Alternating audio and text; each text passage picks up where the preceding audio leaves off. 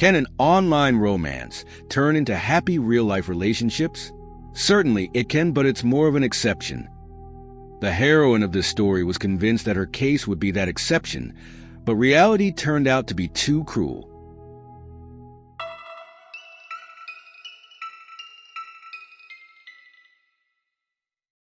Blanca Olivia Arellano Gutierrez was born on February 6, 1971.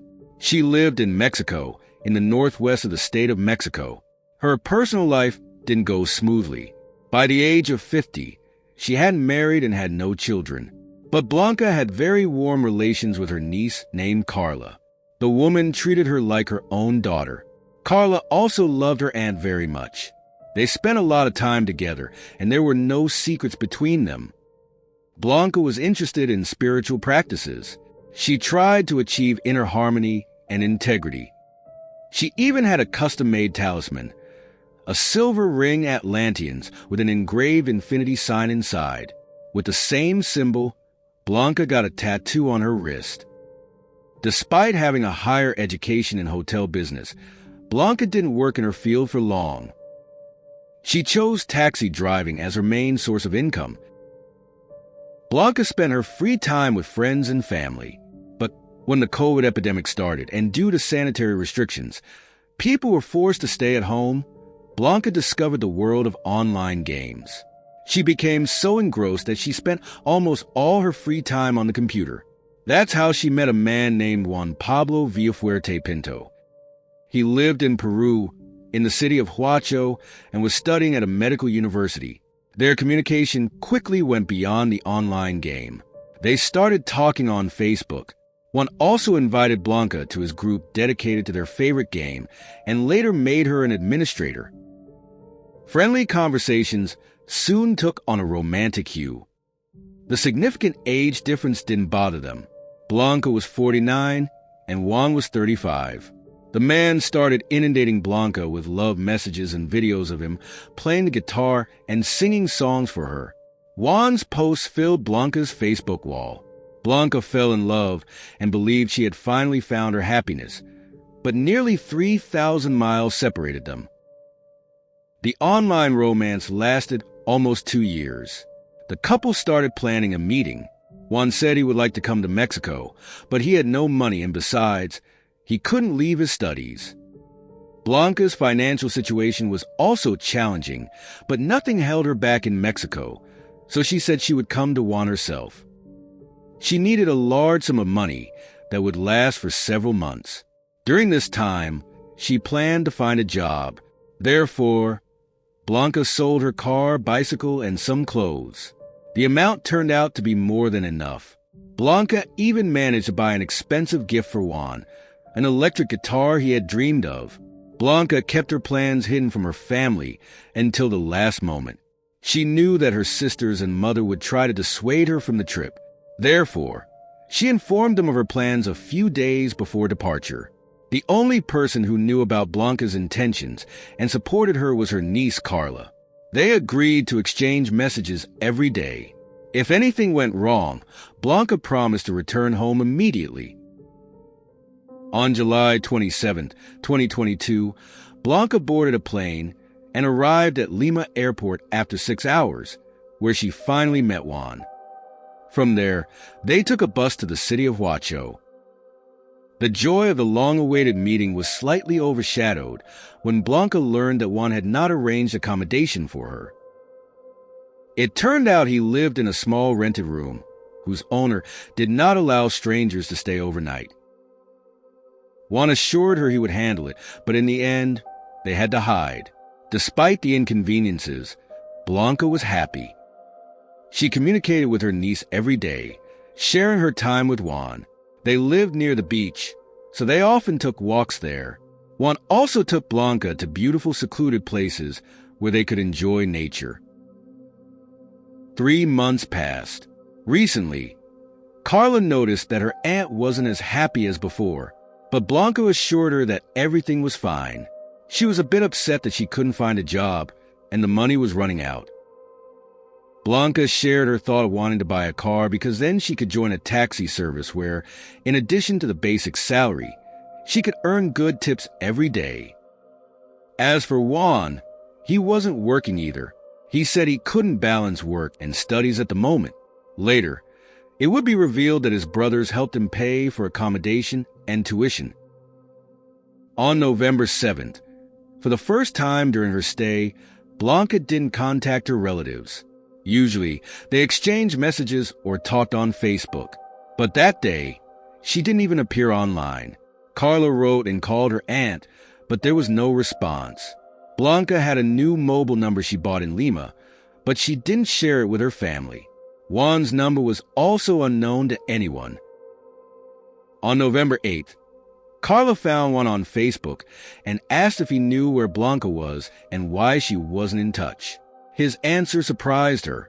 Juan said Blanca left him a few days ago.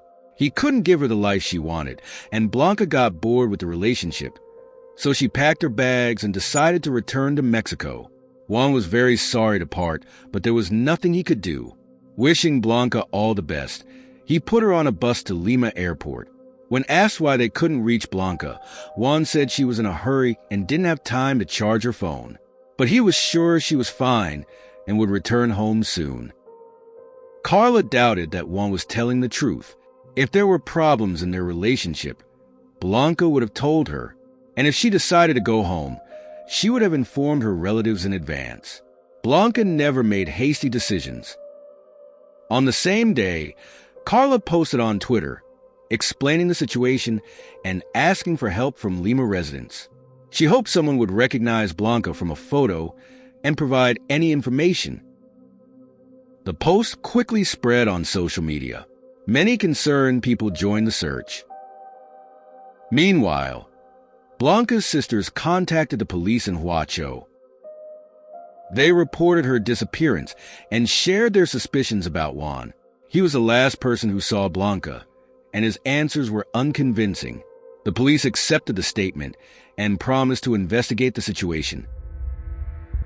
On the morning of November 10th, an anxious man called the police and reported a gruesome discovery. He and his friends were fishing on the Huacho River when they noticed birds gathering on a distant part of the shore. As they approached, they saw a hand and a severed finger with a ring. A bit further, they noticed a head. The next day, on the Chorrillos beach, people discovered a human torso. The investigative team collected the remains and sent them for examination. It was determined that they belonged to a woman aged approximately 40 to 45. Identifying her was impossible because the facial skin had been neatly cut off, and fingerprints were absent due to missing fingertips. The horrifying scene was completed by the complete absence of internal organs. Detectives suspected that this case might be linked to human trafficking. Moreover, the person who committed this heinous crime likely possessed surgical knowledge and had the necessary tools, as the body was professionally dissected, so to speak. The only evidence left was the silver ring on the finger. Since no one in the local community had reported a missing person recently, the police speculated that the found remains could belong to a woman named Blanca, whose relatives were searching for her from Mexico. Detectives contacted them and asked if Blanca wore a silver ring. After receiving an affirmative answer, they requested a photo, which Blanca's relatives sent. It turned out to be the same ring found on the victim's finger. To finally confirm that the found remains belonged to Blanca, detectives decided to conduct DNA testing. Therefore, her relatives flew to Lima and stayed there until the end of the investigation. The later examination confirmed that the found remains indeed belonged to Blanca. Detectives located Juan Villafuerte on November 14th and summoned him for questioning. He denied having a romantic relationship with Blanca and even suspected that she had mental problems. According to him, they met on Facebook 2 years ago. Blanca joined his group dedicated to an online game and started messaging Juan. Out of politeness, he engaged in the conversation, but friendly messages soon turned into loved ones. Blanca became obsessed with Juan. She behaved as if they were in a romantic relationship and once wrote that she would come to him. He tried to dissuade her, but it didn't work. When Blanca arrived in Lima, Juan met her and explained that he couldn't help her with accommodation because he himself lived in cramped conditions. However, this didn't deter her. She wanted to be close to him. According to Juan, Blanca practically lived on the streets. Sometimes they met, and he helped her with money. In early November, Juan spent several days in Lima, during which the communication with Blanca was cut off. When he returned to the city of Huacho, he no longer saw her. He assumed she had returned home to Mexico. When he learned that the police had discovered Blanca's remains, he expressed hope that the culprit would be found and receive the appropriate punishment. To verify Juan's words, detectives contacted the owner of the room he rented and his neighbors. Everyone confirmed that he had romantic relations with Blanca. When detectives wanted to bring Juan in for a follow-up questioning, it turned out he had fled. His phone was unreachable, and he hadn't been home for several days. This behavior was suspicious, so a criminal case was opened against Juan, and a search warrant was issued for his room. There, the police saw 3 suitcases, a Mexican flag, and women's clothing. Blanca's relatives recognized her belongings. During a luminol test in the room, numerous blood traces were found everywhere, with the largest stain on the mattress, although it appeared clean excellently. Blood samples were taken for analysis, and within a few hours, it was established that it belonged to Blanca. While the search for Juan continued, detectives decided to explore his social media pages. On his Facebook wall, he wrote a lengthy post, recounting the same story he told the detectives. Juan also claimed that Blanca's family was persecuting him and accusing him of terrible things he hadn't done. Later, Carla noticed that all the posts made by Juan disappeared from Blanca's page. He also deleted all messages from Blanca on his page and changed his profile picture. Detectives learned that Juan had an account on TikTok related to medical topics. The latest videos were gruesome. Juan showcased human organs, providing detailed explanations. Judging by the dates of video publication, Blanca was no longer alive. Detectives speculated that Juan was displaying her organs on TikTok. In 2022, there was an active hunt for human traffickers. Law enforcement knew that a whole group operated in Peru, seeking victims through Facebook. Detectives suspected that Juan Villafuerte might be connected to this group. While investigating Juan's biography, detectives learned that he had previously been married and had 2 children. In 2016, his wife contacted the police, accusing Juan of physical abuse. After that, they divorced, and the man moved to the city of Huacho. This information led the detectives to believe that Juan was capable of committing violent acts. On November 17th, the police managed to track down Juan. He was hiding in Lima in the apartment of his new girlfriend. He was immediately taken into custody to prevent another escape. Juan refused to cooperate with the police and insisted on his innocence, even though all the evidence pointed to the contrary. The detectives had to put in significant effort to uncover what really happened to Blanca. It turned out that the relationship between Blanca and Juan had been deteriorating lately. The main reason was a lack of money. Since her arrival, Blanca had almost entirely supported Juan. The arguments became daily. To avoid another fight, Juan began coming home less frequently. During this time, Blanca was forced to sit quietly in her room for days without the opportunity to go outside. In his defense, he said that he was spending long hours at the university and couldn't always make it home. However, it was revealed that Juan had a new girlfriend named Carmen Marin Castillo. He met her in October, and they started an affair. Juan spent more and more time with Carmen and practically began living with her. In early November, Juan decided to break up with Blanca. On the 6th, around 2 p.m., he texted her saying he would be home soon. Juan arrived in Huacho at around 5:30 p.m. and immediately turned off the GPS on his phone, so his route couldn't be tracked. It is unknown what exactly happened between him and Blanca when he arrived home. Perhaps he told her about Carmen, which led to a fight. Juan inflicted multiple blows to Blanca's body and head, resulting in her death. The autopsy revealed skull injuries and broken ribs. To dispose of the body, without being noticed, Juan decided to dismember it. He also removed her internal organs, with which he recorded several TikTok videos. To make Blanca unidentifiable, Juan used a scalpel to remove the skin from her face, erased a tattoo on her arm, and cut off her fingertips. Juan also thought about the possibility that Blanca might be traced through her phone, so he deleted all the data, reset it to factory settings, and discarded the SIM card. The only thing Juan didn't think of was disposing of a silver ring, which became his fatal mistake. When questioning the neighbors, detectives found out that on November 7th at 4 p.m., a friend named Edson Amir Flores Obregon came to Juan's place on a motorcycle.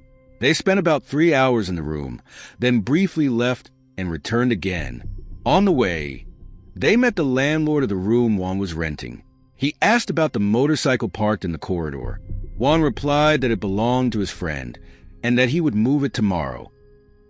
One of the neighbors recalled that around 7 p.m., Juan and Edson entered the nearby store where she worked and bought 8 large black garbage bags, 2 packs of cigarettes, and some cookies. Detectives were confident that Edson helped Juan dismember Blanca's body.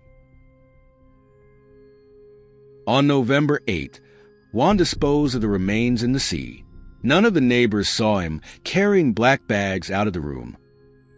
On his way home, he stopped at a store where he purchased a significant amount of cleaning supplies to remove blood traces in the room. Security cameras captured him during this purchase, and the same cleaning supplies were found in Juan's room by the detectives. The investigation into this case lasted for a year. Juan constantly changed his statements, provided illogical answers, and always insisted on his innocence. While in custody, Juan wrote a suicide note and attempted to take his own life, but he was saved. Juan faced several charges, including organ trafficking. He claimed that the TikTok videos showcased animal organs, although experts were certain they belonged to a human. Detectives couldn't locate the organs. Juan might have thrown them into the sea along with the body. Despite sufficient evidence, the charge of organ trafficking was dropped against Juan. For the murder of Blanca and related charges, Juan was sentenced to 35 years of imprisonment. He was also ordered to pay Blanca's relatives a moral compensation of $1,000. The court's decision sparked public outrage, and Carla even organized a march for justice. However, Peruvian authorities did not respond to these protests, and the verdict stood. Edson Amir, Juan's alleged accomplice, couldn't be proven guilty, so he faced no punishment. Blanca's sisters took her remains to Mexico, where they were cremated and buried in the municipality of Tlalnepantla. Despite the tragic and unjust outcome of this story, there is one positive aspect. During the investigation, in the spring of 2023, law enforcement managed to uncover a criminal group involved in organ trafficking.